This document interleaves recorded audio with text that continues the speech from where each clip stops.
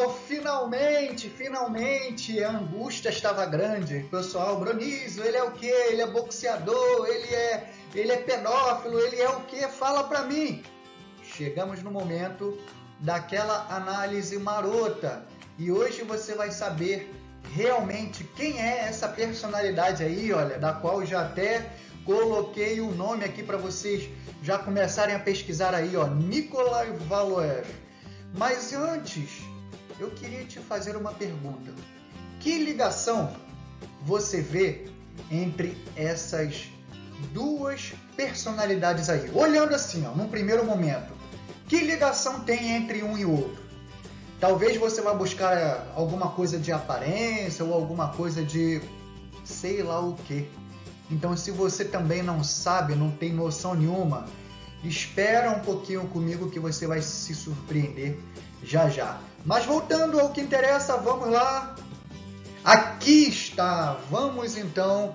A pergunta que eu fiz no Instagram, no TikTok, era se ele é um padre, se ele era um serial killer, se ele era um boxeador ou artista plástico. Pessoal, foi uma loucura. Tantas pessoas falando que ele era boxeador, um monte de gente até falando que ele era padre, artista plástico. Nossa, foi uma loucura. Agora nós vamos ver o que ele realmente é. Então, que rufa os tambores. Não tem tambor. Então vai sem tambor mesmo. Ele é boxeador, pessoal. Talvez você ia falar assim, já estava na cara, estava fácil de perceber. Então ele é um boxeador. Agora, sinceramente, não sei se é ou se foi. Acredito que tenha sido no passado, porque ele não é brasileiro, ele é russo. Nikolai Valuev. Então é sobre ele que nós vamos falar e para começar a análise dele, eu quero pontuar aqui três coisinhas básicas, né? Essa foto aqui não seria um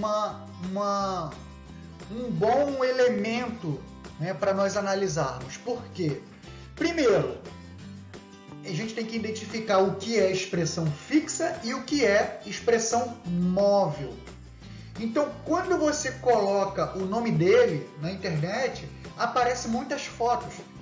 E você percebe que ele não é bem desse jeito que está aí, né? Principalmente com essa expressão natural aqui, olha, de bad boy, bem forçada assim, né?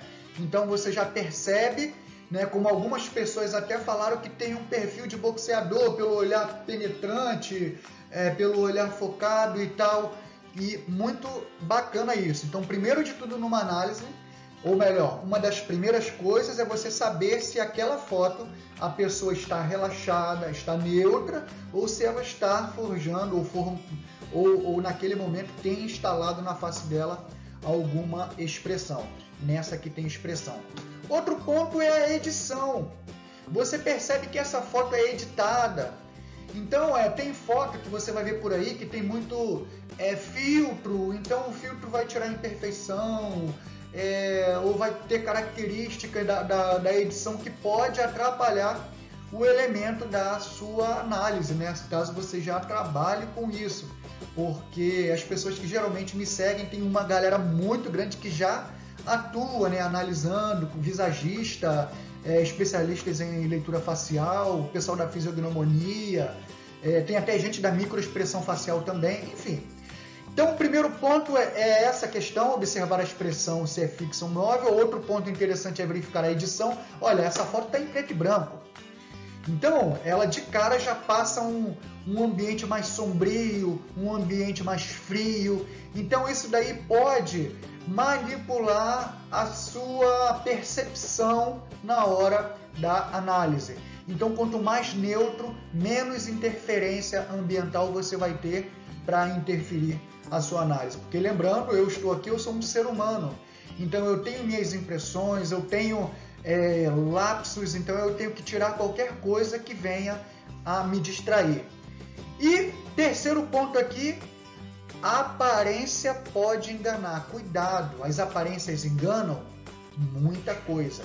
E quando eu pensei nessa foto, é porque em um primeiro momento ela engana de verdade. Então teve algumas pessoas que aliás, muitas pessoas falando que ele era serial killer. Em contrapartida, muitos já falando, não, seria óbvio demais se ele fosse serial killer.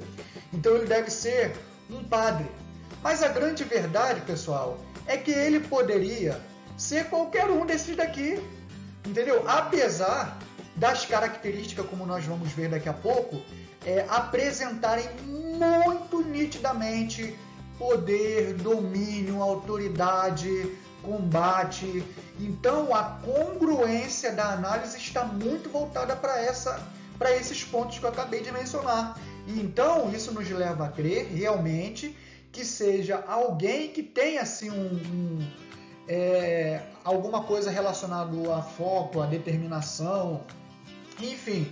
E o contexto, né, de algumas características que nós vamos ver já também denotam, né, que se, por exemplo, se ele fosse um padre, ele ao mesmo tempo seria um padre que faz alguma coisa no âmbito muscular, no âmbito de luta. Então vamos seguindo aqui. Olha, antes deixa eu só mostrar aqui algumas fotos mais neutras para você. Olha só a altura do menino. Então por aqui você já conclui, né? Aqui algumas feições dele. Enfim, peguei algumas fotos no contexto. Agora, tirando o contexto.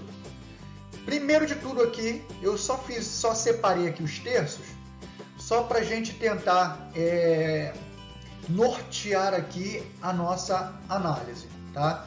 Então, essa questão do estudo dos terços, se você for olhar lá na época, lá para trás, Lavater, né, que foi um fisionomista, já utilizava a estratégia dos terços. O próprio Leonardo da Vinci, quando ele ia fazer os seus desenhos, ele já trabalhava com os terços. Hoje em dia, quando você vai olhar na medicina estética, você vê a divisão dos terços para harmonizar. O pessoal da orofacial estuda os terços. A antropologia mais forense, né, da parte de reconstituição, utiliza os terços. Enfim, então, nós também que trabalhamos com a leitura facial, utilizamos. Por quê? Porque nós nos valemos principalmente aquilo que foge à harmonia, certo? Então, o que foge à harmonia vai trazer informações importantes para nós. Lembrando que não estamos falando de estética. Então, na nossa linguagem, nós entendemos que o terço superior, que compreende na linha do cabelo, que na situação dele aqui, por conta de uma alopécia, né, que é já uma queda de cabelo, ele decidiu raspar logo tudo, mas você consegue ver nitidamente a linha do cabelo aqui. Então, do início da linha do cabelo até o que a gente chama de glabela, que é esse ponto aqui assim, ó, bem o ponto mais alto antes da descida, tá? Então, a gente chama de glabela, e essa mediação daqui, né, até aqui, nós chamamos de terço superior. Deixa eu ver aqui. Tem uma forma aqui que eu consigo apagar tudo de uma vez só. Deixa eu ver aqui se é o... deixa eu ver se é o D. Não é o D. Bom, não tem problema. Vou ter que ir apagando por aqui mesmo. Então, esse terço superior, rotineiramente nós utilizamos a palavra racional, né?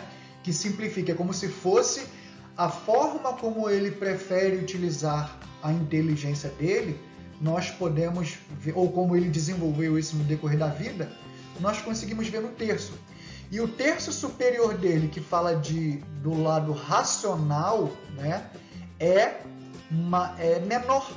Então, nós diríamos que esse terço aqui é o pequeno, o terço médio, coincidentemente, é o terço médio, e o terço inferior, que é compreendido entre essa linha e essa aqui, é o terço maior ou grande.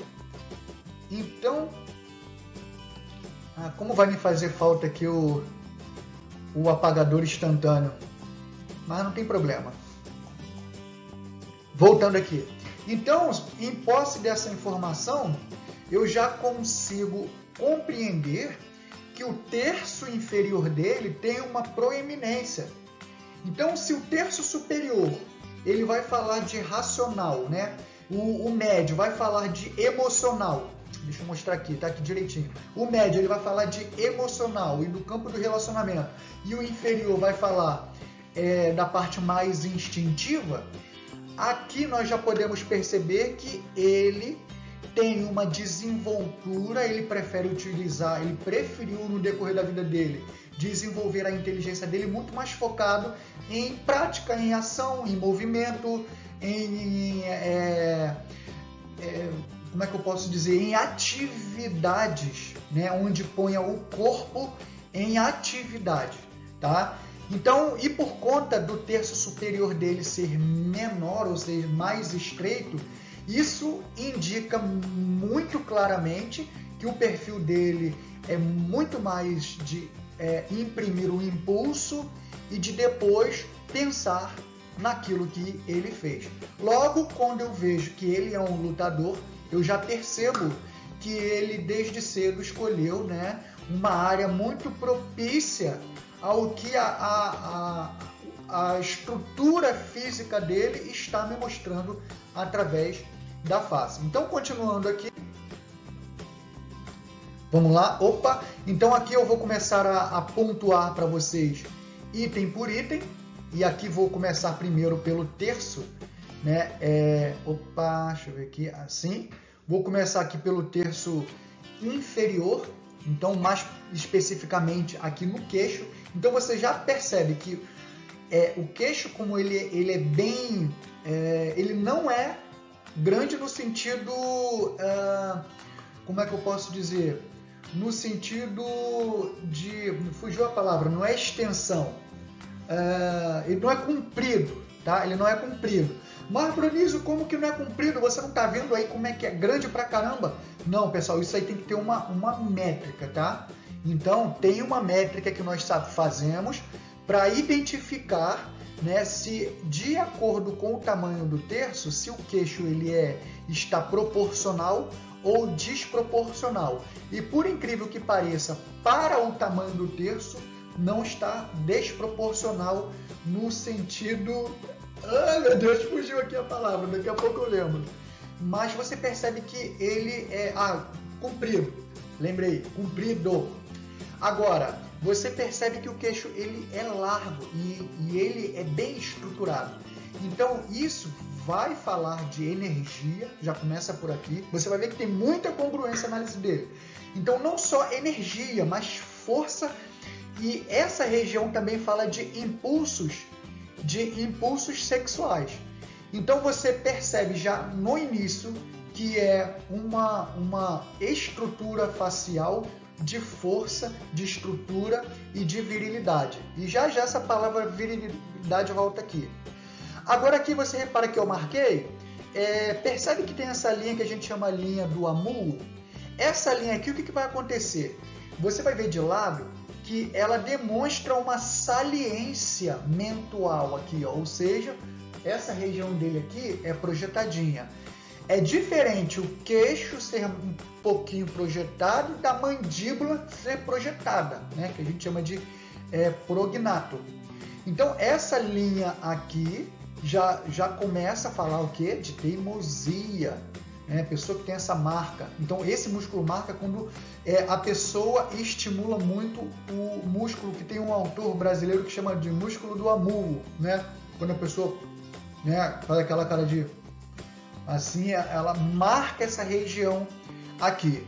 Mas essa projeção aqui para frente vai falar também de decisões automáticas. E vai falar de ousadia. Então você percebe que já falamos aqui, ó, de força, já falamos de energia sexual, já falamos de vitalidade. E agora estamos falando de decisões automáticas e ousadia. No terceiro ponto aqui, pessoal, nós temos a mandíbula. Então, o que acontece? A mandíbula, ela também é forte. Percebe como é que ela é bem marcada aqui assim? Ó. Então, isso, lembra que eu falei que ia voltar a palavra virilidade? Você vê aqui, ó, nessa região aqui. Essa região bem forte, bem marcada, vai falar também vai falar de combate, vai falar de decisão, né? Pessoas decididas, pessoas que sabem para o que veio, pessoas que lideram, né? Tem essa região aqui bem desenvolvida, porque isso aqui, o estímulo dessa região está ligado a dois fatores, ou pode ser por conta de hormônios, né? Então, que seria a parte mais óssea, ou então de estímulo muscular. Eu costumo ensinar que aqui tem a nossa musculatura mais forte do corpo humano, que é o masseter. Então você vê que na natureza também os animais mais fortes e robustos, que têm mais força, são aqueles de mandíbula bem grande, bem marcada, bem pontuada, né? E outro ponto aqui, você vê também que ele tem, deixa eu ver se eu marco aqui, olha aqui, você está vendo essa linha aqui, ó? Essa linha é chamada de linha do general. Então, quem tem essas linhas bem marcadas são pessoas que imprimem a personalidade. Mais uma vez fala de liderança. Percebe que o contexto, eu não estou fazendo aqui pegando uma partezinha isolada, como eu costumo chamar de ponto de ancoragem. Não, aqui eu estou pegando o contexto. Então, a linha do general é mais um elemento aí para consolidar essa questão de força, domínio, poder, virilidade e outras coisas mais. Agora, vamos... já pontuei aqui. Agora, olha aqui. Essa região aqui, eu lembro que eu já fiz um vídeo aí, inclusive de pessoas famosas, né, mostrando o que essa ossatura aqui significa, né? A gente viu na linha do general falando de personalidade forte, de emprego, né? Da vontade, da liderança. Aqui, pessoal, não vai diferenciar, porque essa região, quando ela é muito ossuda, isso vai também falar de domínio, de poder, de autoridade, né? Então, você consegue perceber como que a fisionomia desse boxeador, levando em consideração esses fatores fisionômicos, neurofisiológico, anatômico, biológico, tradicionais, etc., conflui para um mesmo contexto. Agora, essa região aqui me preocupou um pouquinho, tá? Essa região me preocupou um pouquinho, juntamente com essa região aqui, que é muito desenvolvida.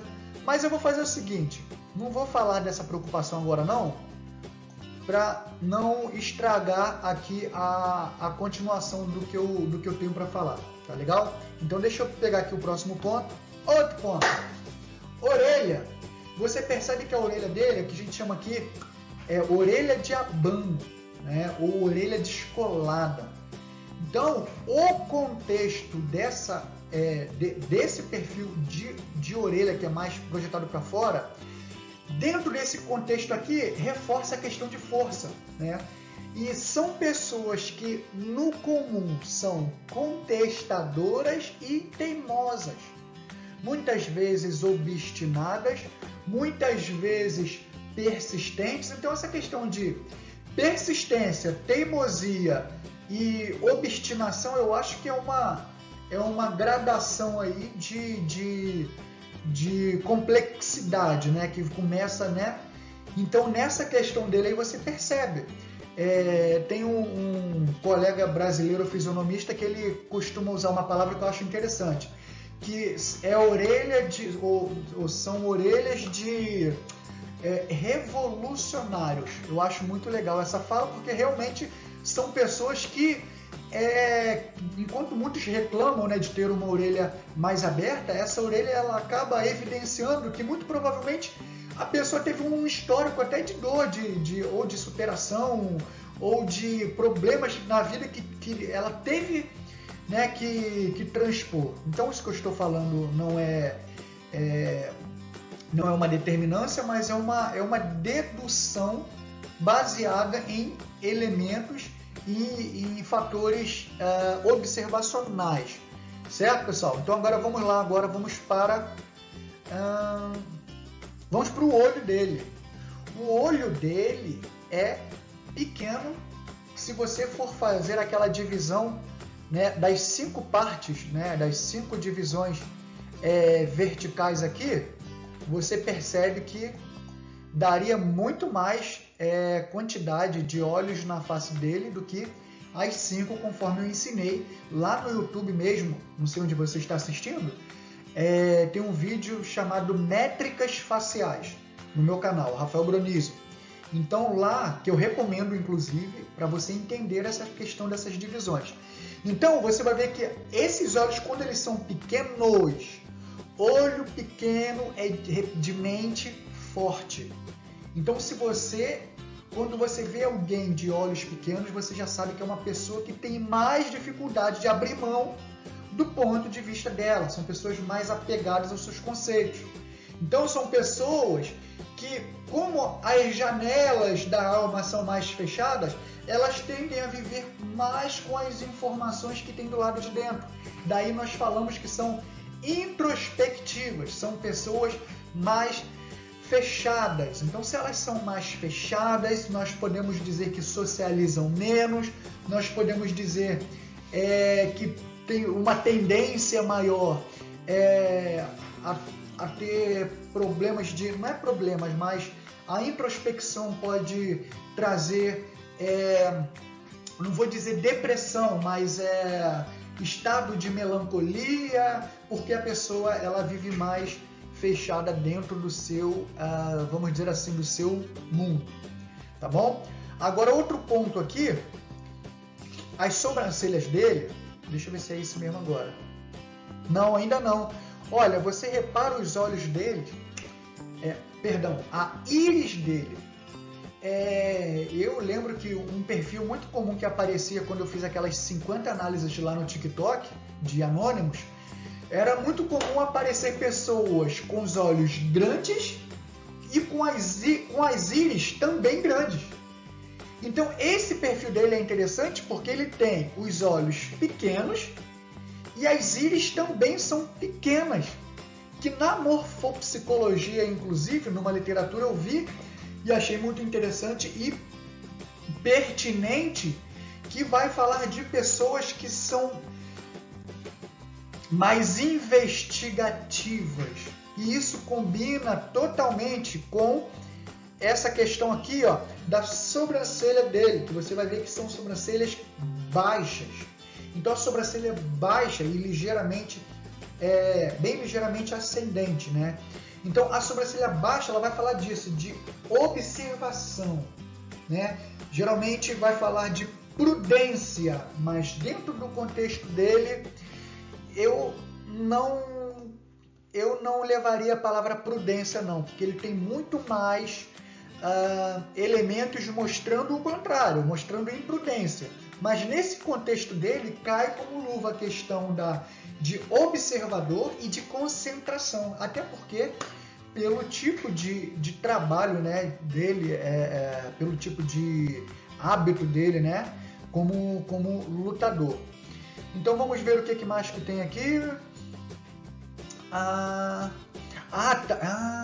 Agora chegamos lá. Aqui a arcada, essa arcada supraciliar, essa região aqui acima da sobrancelha, deixa eu colocar aqui para você. Essa região aqui, ó, pessoal. Nossa, isso aqui me deu espanto se eu juntar com essa região aqui.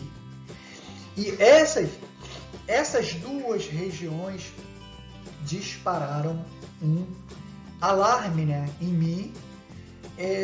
Porque essa região dele, eu vou mostrar uma foto de lado, é muito grande. Então imagina se você pegar sua mão e botar na testa, né, acima dos olhos, assim, tá? Encostada na testa. Não estou encostando por causa da aba do boné. Aí agora você olha para cima, faz esse teste, bota a mão, cola a mão na sua testa e olha para cima, né? o que você vai observar? Assim, ó, cola a mão na sua testa e olha para cima. Você vai limitar a sua visão para cima. Agora pega uma mão, põe sobre a outra e bota na sua testa e olha para cima. Ele tem uma marquise debaixo dos olhos dele.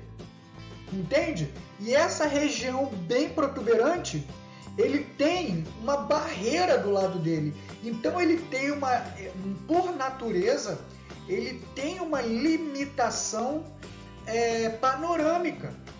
O olhar panorâmico dele é limitado, tanto para cima quanto para algumas partes aqui do lado. É só você botar a mão assim, ó.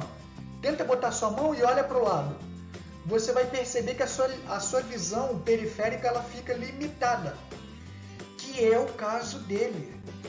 E vamos dizer, esse excesso, porque tipo assim, nós analisamos o que é excesso. Eu até tenho uma outra aula no YouTube falando os pulos do gato da análise facial. E um deles é você observar o que é grande e o que é pequeno. Só que tem grande tipo GGGG, é o extra G, né? Isso daí acaba preocupando, porque ao invés de puxar só a característica daquele local, pode representar algum distúrbio, né? Por exemplo, dentes maiores, e principalmente quando é para frente, vai falar de uma pessoa de personalidade mais, como eu posso dizer, vai combinar com essa questão de extroversão, né? Porque tá para fora. Você deve lembrar que eu já falei sobre isso. Mas vou dar um exemplo no caso do Papacapim, que o dente dele é desse tamanho. É anômalo, entende? E essa situação aqui é anômala.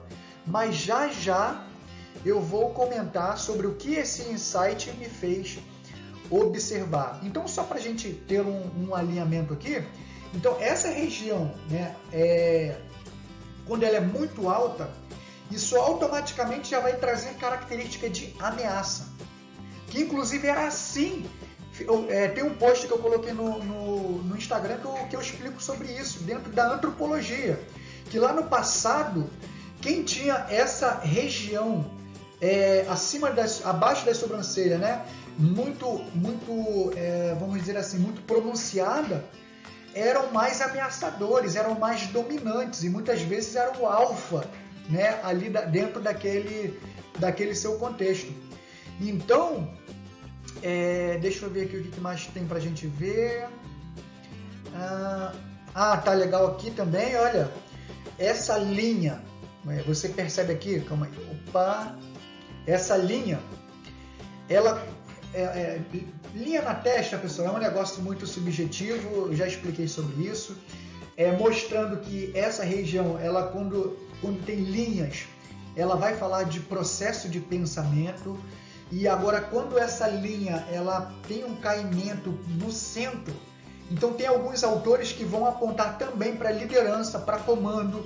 Caramba, tá muito congruente fisionomicamente. E tanto em linguagem corporal, microexpressões faciais, que já são outras áreas, né? Mas você vê que em áreas correlatas é importante, de suma importância você ver contexto. Então repara que todo o contexto dele aponta para esse lado. Mas por que será que essa linha, sendo mais tombada aqui no meio, vai falar nessa questão de comando, né? Que muitas vezes pode representar até orgulho e desprezo, tá? Mas por quê? Porque geralmente vai ser uma estimulação aqui do músculo frontal que se depara com um obstáculo, e o obstáculo dele está aqui, ó. Aqui está o obstáculo, tá? Essa região aqui, que é uma marquise que tem aqui. Vou mostrar para você já. Então, pessoal, é por isso que acaba entrando em congruência com essa questão de domínio, liderança, e geralmente são pessoas que não se deixam levar pelo que os outros falam. A gente costuma também fazer o seguinte, dividindo essa região aqui em 3 partes, né, o terço superior, como a gente viu, se fosse dividi-lo em 3 partes ou 3 subterços, eu uso a ilustração IMO, I-M-O, Or.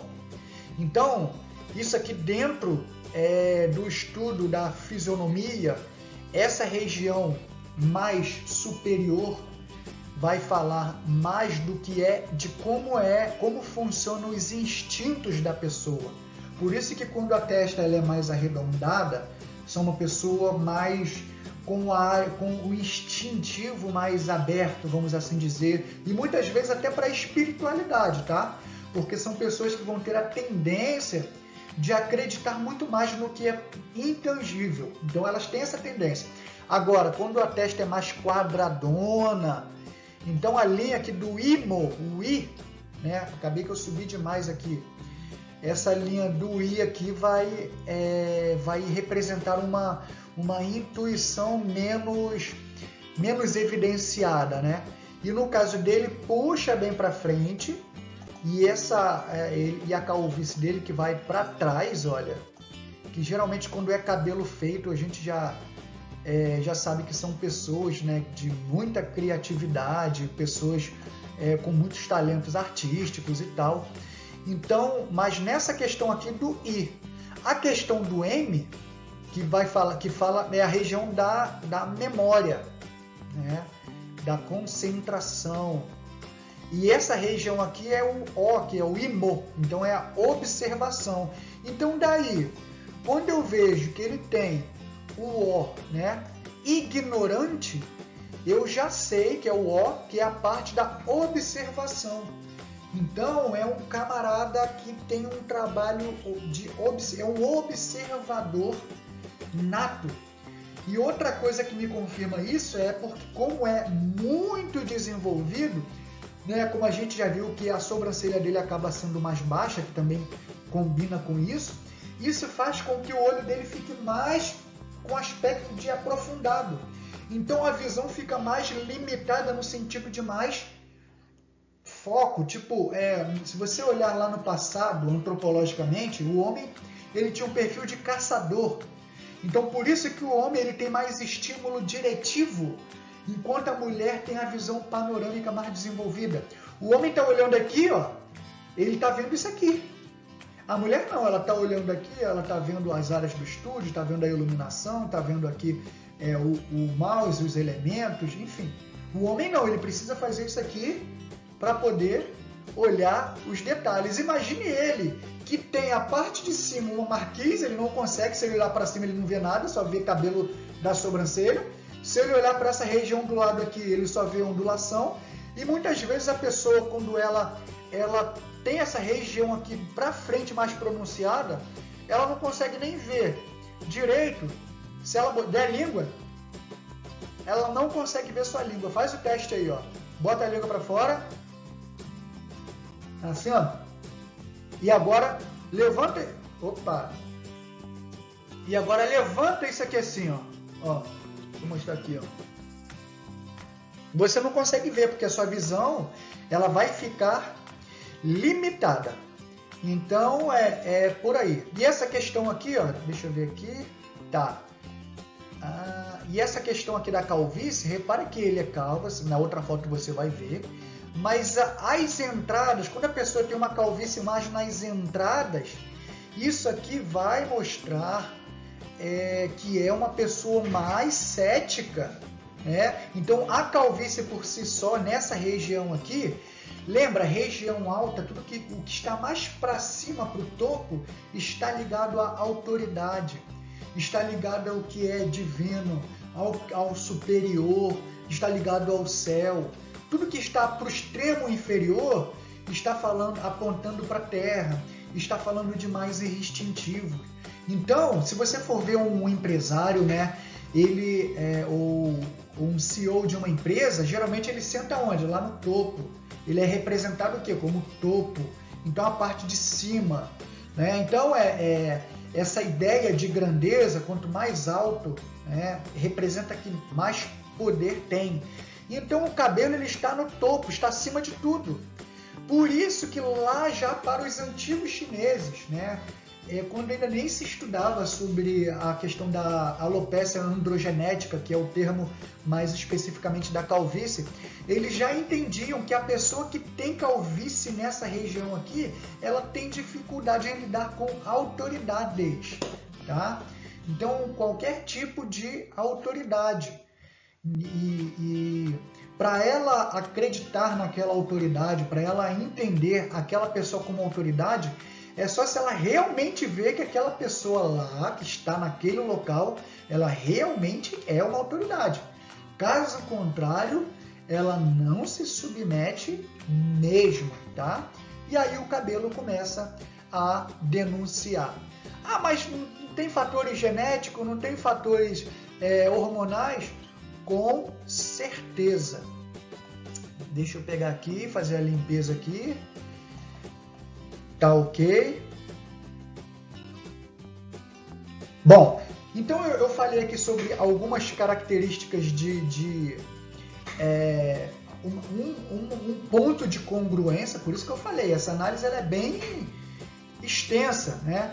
Então, como eu falei de uma congruência voltada para domínio, para poder, para autoridade, para combate, para foco, para caça, agora eu vou mostrar um outro lado, né? Umas evidências de fragilidade, ou de fragilidade ou um lado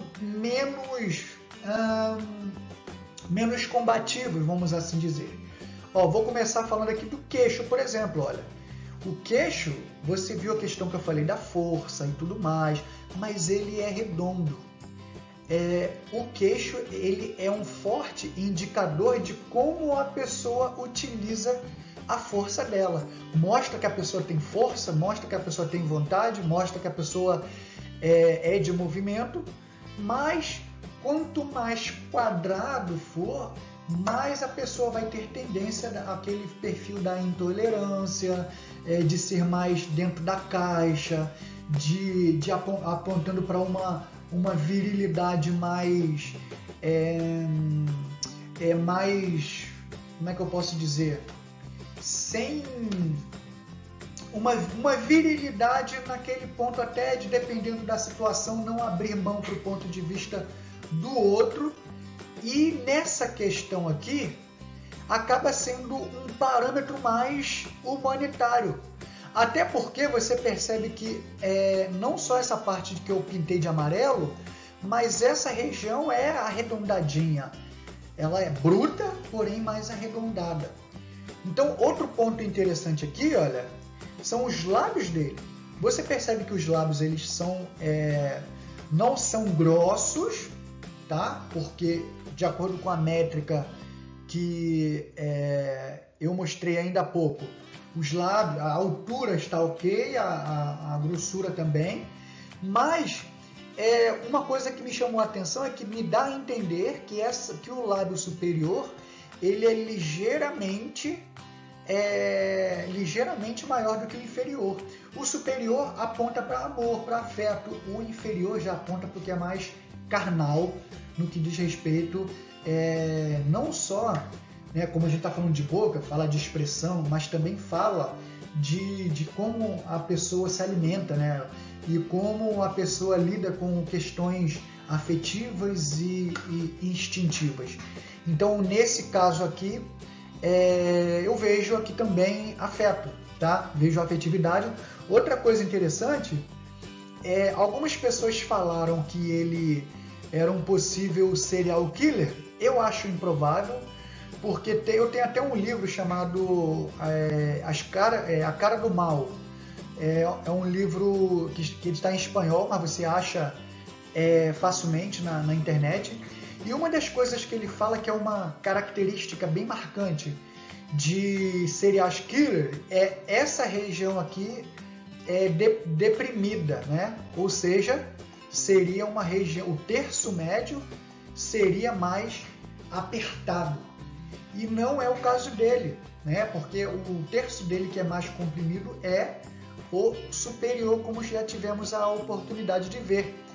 Então, outro ponto aqui são as narinas. Narinas de serial killer ou de pessoas que são desprovidas de afetividade, elas também vão ter a narina mais fechadinha.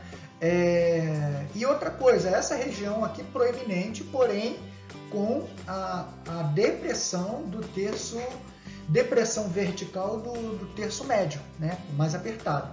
Então eu particularmente acho improvável que um perfil desse, se não conhecêssemos, de que fosse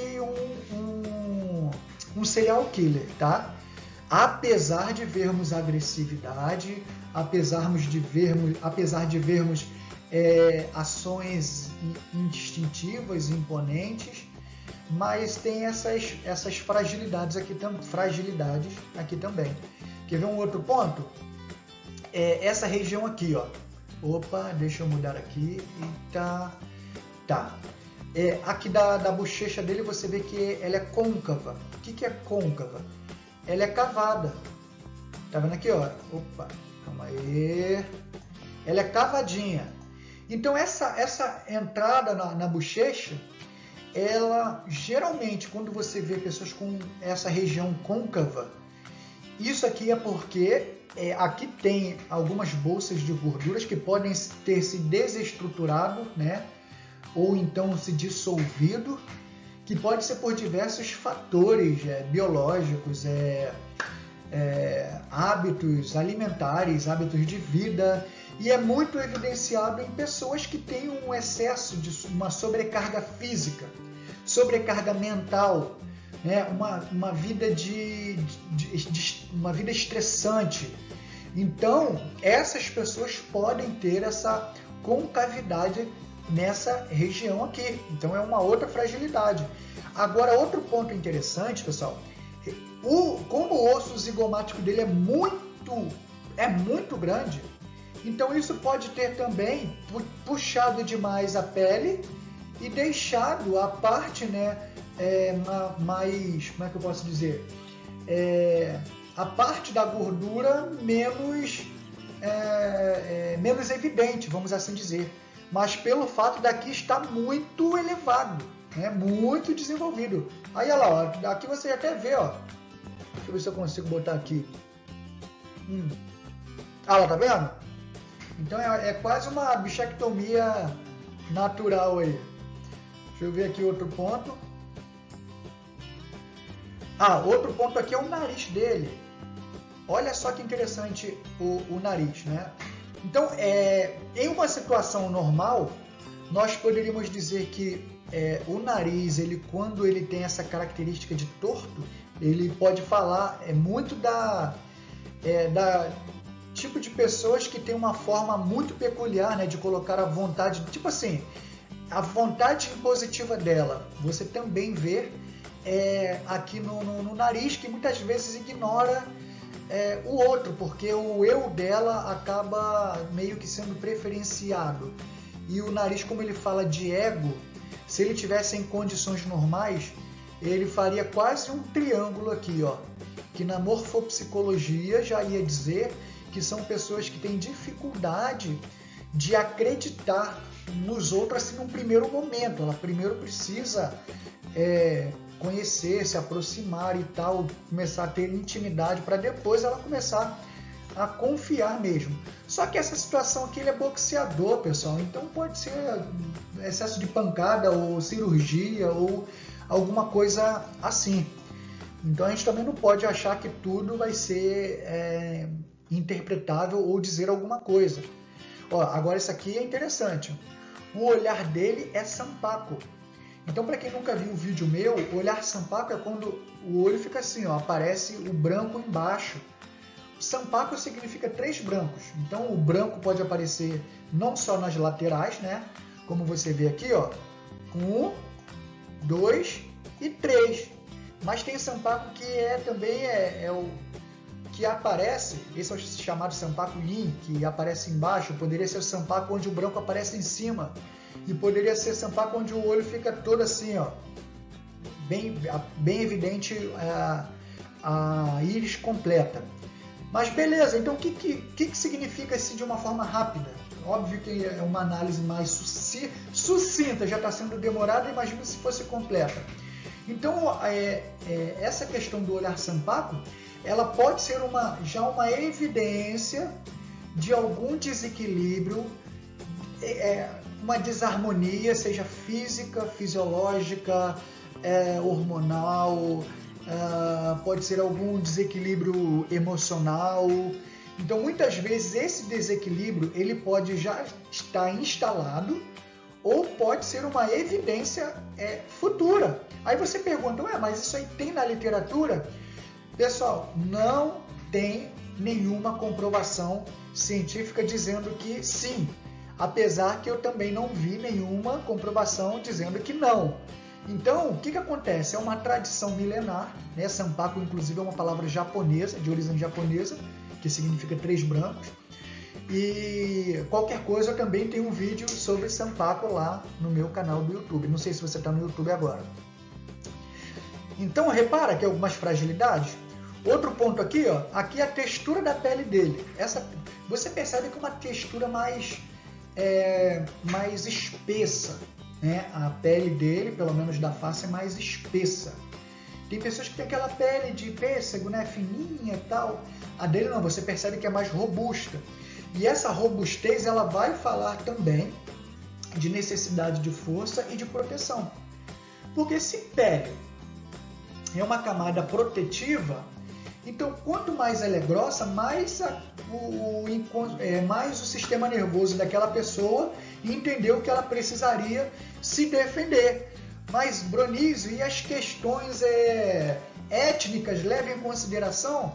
Leva. Você vai ver que pessoas de determinadas regiões podem ter a textura mais grossas, que realmente é de regiões de onde ela precisou se defender mais, né? Ter uma defesa maior. Então, outra coisa interessante o Dr. Maxwell Maltz, eu estava até esquecendo, tanto Maxwell que eu conheço. Então ele fala um negócio interessante, que ele foi um baita cirurgião plástico, escritor, e ele fala um negócio interessante, que o calo, por exemplo, quando você tem calo em um local, é porque, vamos supor, seu dedinho roçou, e aí chegou um momento que ele precisou se proteger. Então o próprio organismo começa a produzir uma camada protetiva ali. Então o calo, na verdade, é uma tentativa de proteger, né, aquela pele ali aquela região ali. Outro ponto que a gente vê aqui é o pescoço, né? Inclusive tem até uma literatura em morfopsicologia que vai falar que quanto mais grosso o pescoço é uma região importante, né, de ligação do nosso sistema nervoso central, enfim, e a sua periferia, que vai passar para todo o corpo, né? A comunicação está nesse trajeto. Você vê comunicação respiratória nesse trajeto, comunicação alimentícia nesse trajeto. Então, olha só a importância. E quando o pescoço ele é grande, é grosso, você já percebe ali que a pessoa tem uma tendência maior de reserva dessa energia, ela consegue resistência por mais tempo. Por isso que lutadores, você vê que eles estimulam muito essa musculatura aqui, olha, para ela poder ficar o mais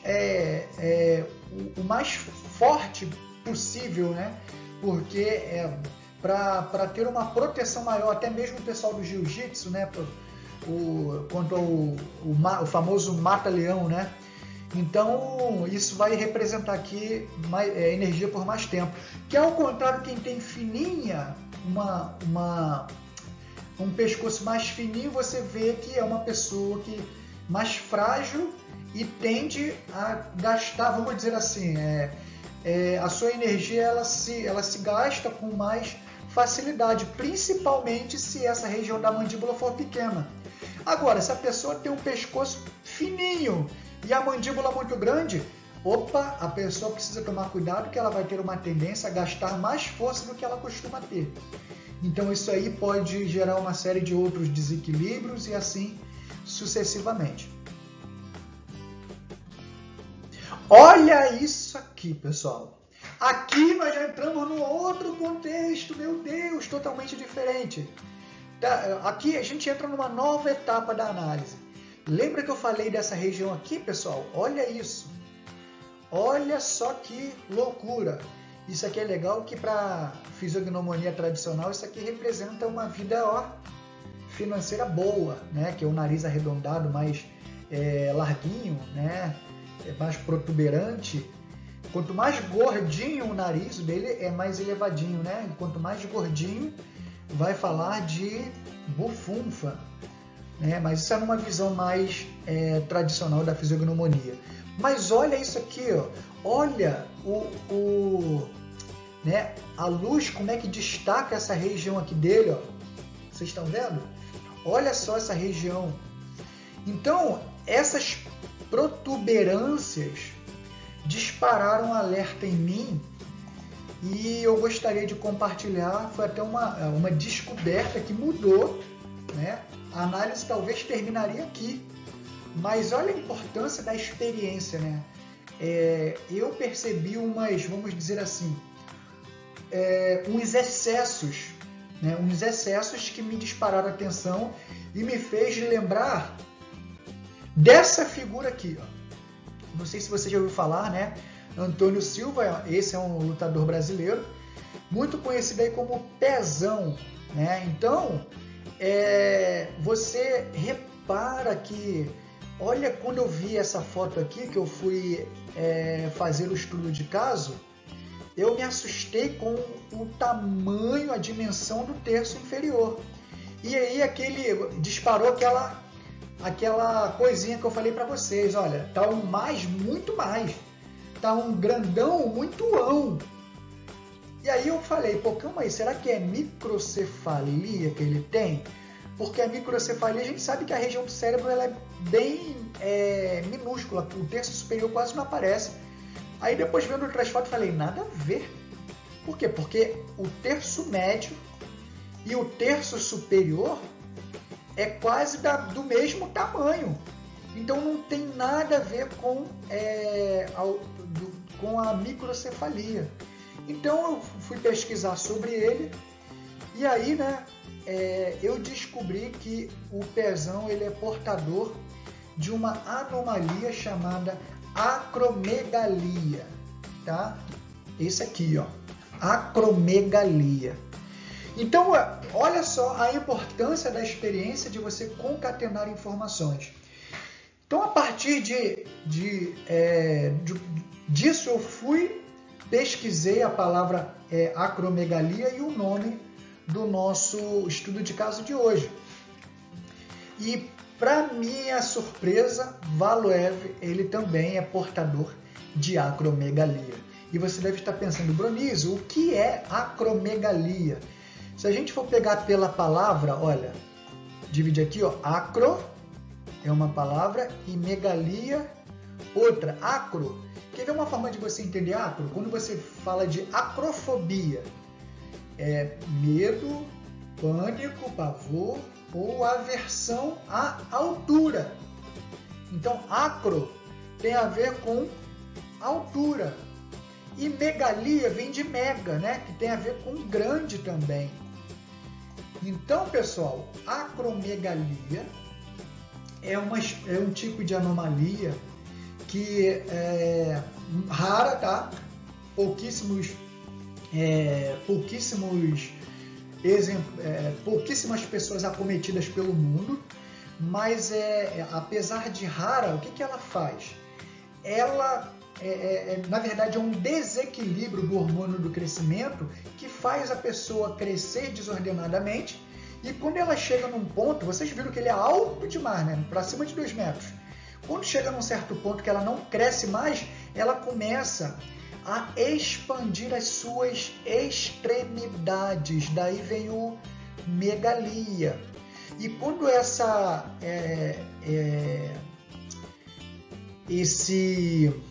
anomalia acomete crianças ainda, é chamado do famoso gigantismo. Esse você já deve ter ouvido falar, né? Que a criança ela cresce por demais.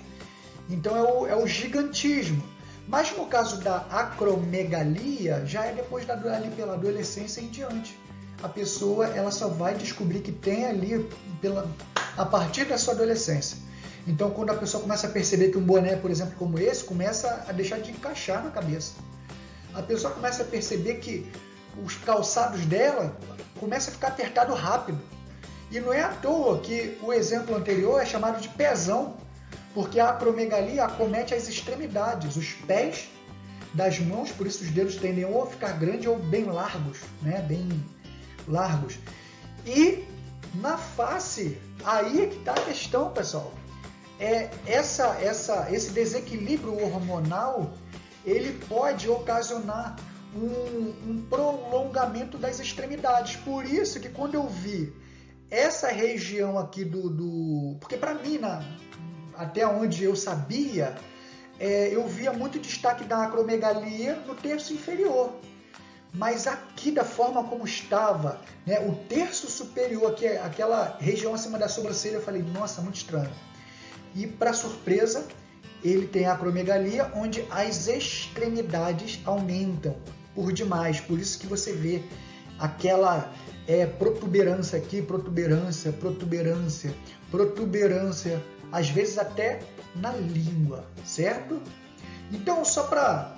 peguei uns recortezinhos aqui, vamos tentar ver o nosso estudado, né, o Valuev, com o que algumas pesquisas comentam sobre a questão de personalidade e acromegalia, para a gente ver até que ponto essa ligação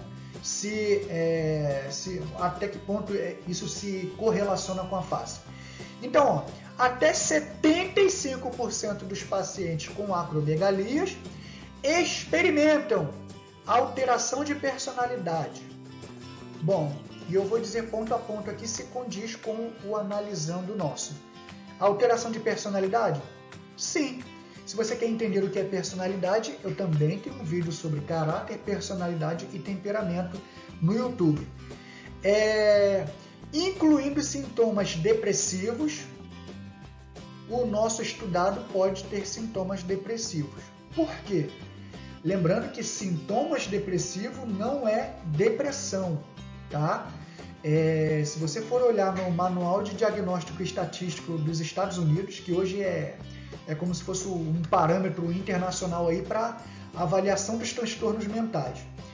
A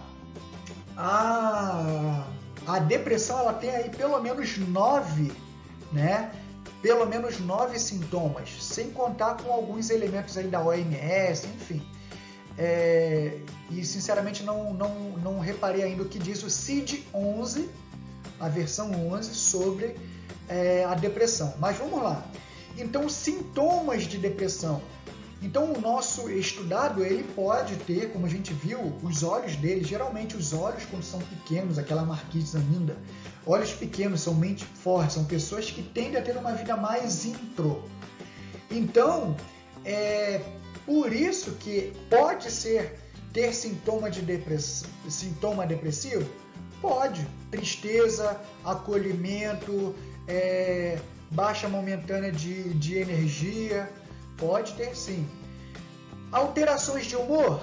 Nosso estudado completamente. Raiva? Sim. Perda de motivação? Opa, esse aqui não. Esse aqui, o nosso estudado não pertence a ele. Por quê? Porque as características dele são de muita força e o hábito dele é um hábito de... como é que eu posso dizer? Ele já praticamente tem o hábito de pensar com foco. Então a perda de motivação aqui, não acredito que faça parte do nosso estudado. Diminuição da vontade de socialização tem a ver com o nosso estudado também. Por quê? Porque essa questão dos olhos que a gente viu, ela mostra também menos socialização. Tá? Então, condiz com o nosso estudado. Vamos ver outro recorte? As principais alterações... Essa aqui é mais antiga um pouquinho. As principais alterações de personalidade consistem em uma falta de iniciativa. Opa! Falta de iniciativa não vemos no perfil do nosso estudado. E espontaneidade, muita coisa no nosso estudado. Alterações de humor, sim. Dificuldade no contato social, sim. Irritabilidade, falta de paciência e excessiva sensibilidade, sim. Tudo isso aqui condiz com o nosso estudado, né? Com o Valoev. O acromegálico que está aqui. Desculpa, ele apresenta-se ansioso e ressentido. Sim. Talvez você não saiba por que eu não sei o que eu li, porque enquanto eu gravo, a câmera fica bem em cima ali de onde está o texto. Então não dá para ver. Depois é que eu puxo ele e vou jogar para esse lado aqui, ó, né, que vocês estão vendo. Bom, seguindo, outra coisa, vocês viram que eu falei da questão do olhar sampaco, a revelação aqui de um possível gasto excessivo de energia física, mental e etc. Aqui, ó, a resposta está aqui. A acromegalia, ela compromete também, porque esse crescimento ele não é só em parte óssea, ele também pode aumentar órgãos, né, vitais.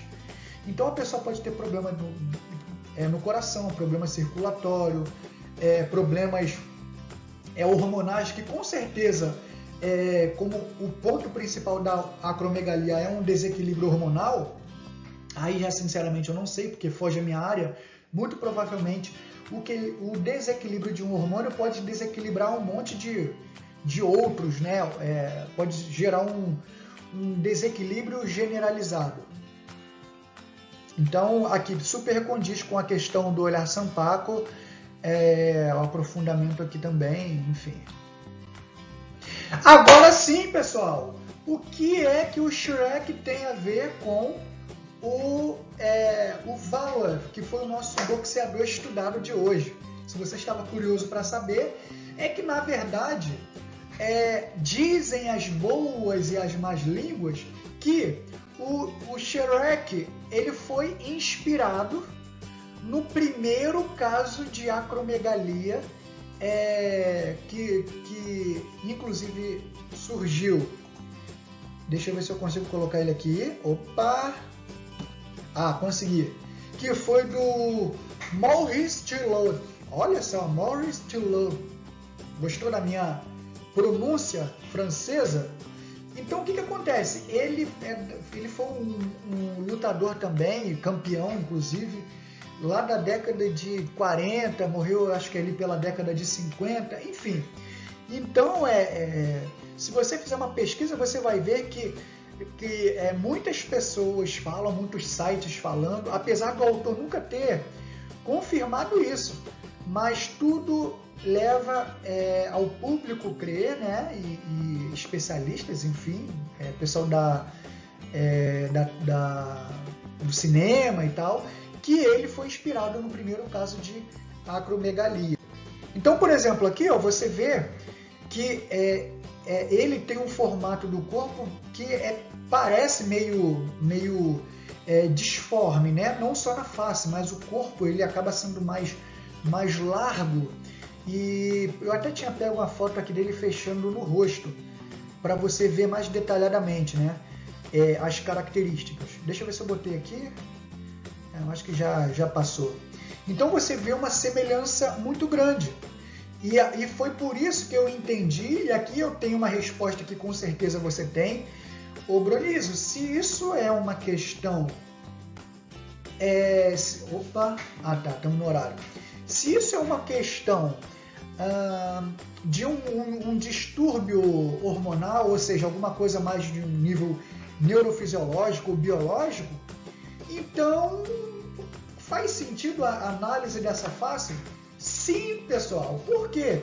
Porque nenhum acromegálico, até agora eu não sei se é acromegálico ou acromégalo, mas enfim, nenhum portador da acromegalia é igual.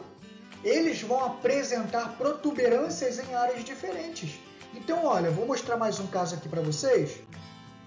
Olha só esse caso aqui. Também esse Rondon Hotel, eu acredito que seja assim a pronúncia, ele foi um jornalista e também foi um ator e também portador de acromegalia. Olha só como que o formato dele não é convencional, mas ao mesmo tempo não é igual aos dois anteriores que eu mostrei. Então tem alguns casos que a pessoa tem o rosto mais alongado, né? Mais alongado, outros mais alargados, enfim. Então cada caso é um caso.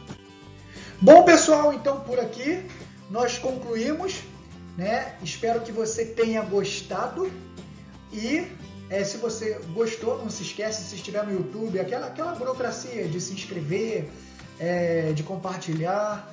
E tem mais vídeos aí pra caramba. Se você quiser, eu também tenho curso. Você me procura lá na bio do Instagram. Vou ver se eu deixo aqui também na descrição. E espero que você tenha gostado e que tenha clareado aí não somente a profissão, né, dele, mas o contexto que viabilizou que ele tivesse uma boa desenvoltura na profissão que ele escolheu. Imagine se ele tivesse escolhido trabalhar no escritório. Talvez ele não teria essa grande desenvoltura aí de campeão e talvez fortalecesse mais a questão da introspecção. Então, essa é a magia de você entender de uma forma mais técnica, né, e menos subjetiva os contextos da face. Um forte abraço e até a próxima. Valeu!